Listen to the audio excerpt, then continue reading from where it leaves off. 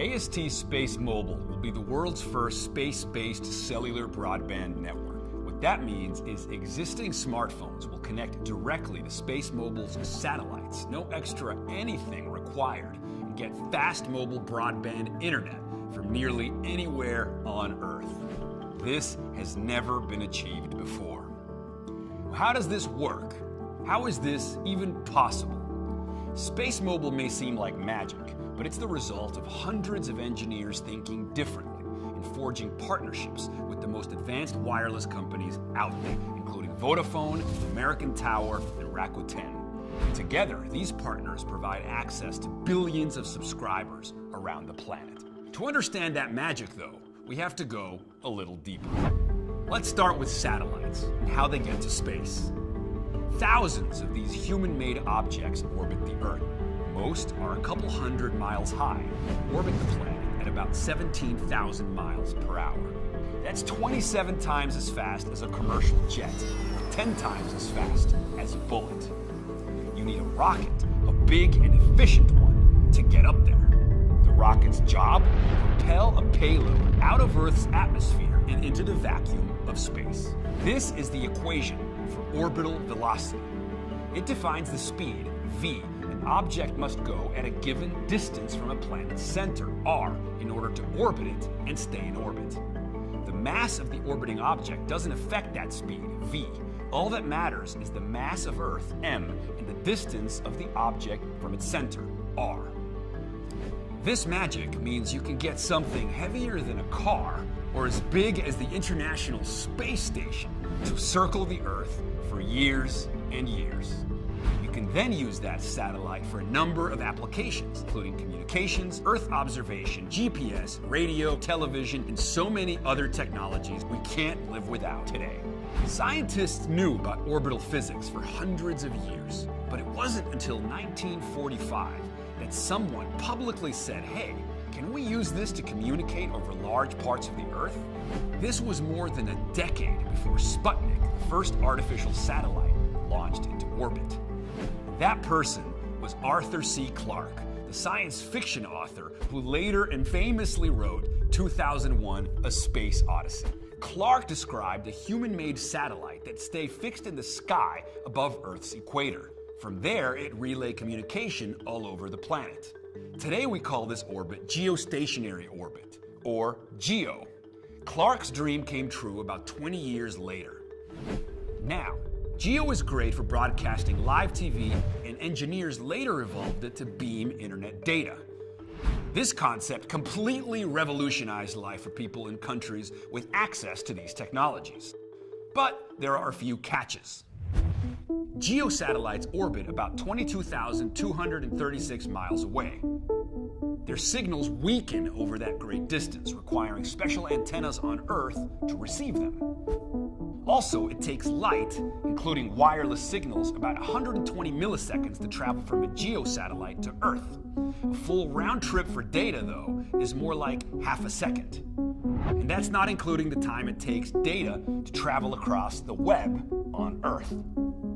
Today, more and more satellites are flying to low Earth orbit, or LEO, instead of GEO. And there are good reasons for that. LEO is a zone around our planet that extends about 1,200 miles into space. SpaceMobile satellites will orbit in that zone, from roughly 430 miles above the Earth. That's more than 50 times as close as a GEO satellite. This allows for high-speed, near real-time communication. The signals from LEO arrive stronger and take a fraction of the time to make the trip. SpaceMobile satellites will circle the planet once every 90 minutes. This means they'll constantly rise and set. So SpaceMobile will launch many satellites. As one vanishes over the horizon, another will be there to take over. Their large size and relatively close distance is what allows these satellites to communicate directly with smartphones on the ground. This is possible today because electronics have gotten so much smaller, faster, efficient, and more powerful. Rocket launches are also getting less and less expensive, thanks to new innovations and increased competition from companies around the globe. Some companies are using LEO to deliver broadband internet to rural homes and businesses. It's a great mission, equivalent to providing Wi-Fi to these locations, but it requires special equipment to talk to the satellites. SpaceMobile, on the other hand, will provide broadband internet directly to smartphones. This isn't as crazy as it sounds. Phones that can talk to satellites have existed for 25 years. However, their antennas are twice as big as a smartphone. Their batteries are several times as large, and they don't work with existing cellular systems. With SpaceMobile, you just need a smartphone. That's it. This is possible because SpaceMobile is making some of the most innovative satellites ever created. Everything about SpaceMobile is designed to mimic terrestrial cellular network hardware. Basically, they're incredibly advanced cell towers in space. For this to work, SpaceMobile's production satellites, called Bluebirds, have to be big. Each Bluebird production satellite will weigh about as much as a truck. And in space, it will be larger than a basketball court while keeping a thin, low profile, like a dinner plate. But they won't fly to space like that. SpaceMobile has designed their satellites to fold up to the size no bigger than a small car. They'll ride to orbit in that stowed configuration. Once the rocket deploys a Bluebird, it will automatically unfurl like a flower. One satellite can cover nearly 2.4 million square miles. Now, to put this in perspective, that's the combined area of the 15 largest U.S. states: Kansas, Idaho, Utah, Minnesota, Michigan, Wyoming, Oregon, Colorado, Nevada, Arizona, New Mexico, Montana, California, Texas, and Alaska. It's also enough to cover 3 Mexicos, nearly 2 Indias, about 6 Egypts, and more than half of Europe. This means SpaceMobile won't need thousands of satellites to close cellular coverage gaps that affect billions of people. With less than 200 Bluebirds, practically all of Earth will get high-speed cellular broadband from space. Bluebirds will be big enough to see a smartphone's signals on the ground and powerful enough to light up that phone with 2G, 3G, 4G, and 5G wireless frequencies. They'll do this through a modern marvel called a phased array antenna. Phased arrays are essentially compact clusters of many, many tiny antennas. They work together to electronically and almost instantly form and steer thousands of communications beams from the satellites to the ground.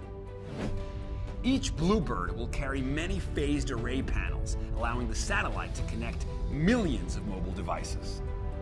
Each Bluebird will link those devices to the web through gateways connected to vital telecom and internet infrastructure on the ground. So what seems like magic is in fact just different than anything that's ever been developed before. Part of the reason this is possible now is the company has figured out how to make their satellites modular. Many of the components, like building blocks, are exactly the same. They're called microns. Microns will be high-tech satellite parts that SpaceMobile mass produces at low cost in Midland, Texas. They'll be made using the same manufacturing techniques as consumer electronics, but with special adaptations for space. The point is, the technology is revolutionary. It's a whole new communications infrastructure, a space-based cellular broadband network. And this network will help more than 5 billion cell phones in use today stay connected no matter where they are on Earth. It will also help close a colossal digital divide, getting more than 500 million people online who have no mobile internet access whatsoever. This is game-changing. This is revolutionary. This is SpaceMobile.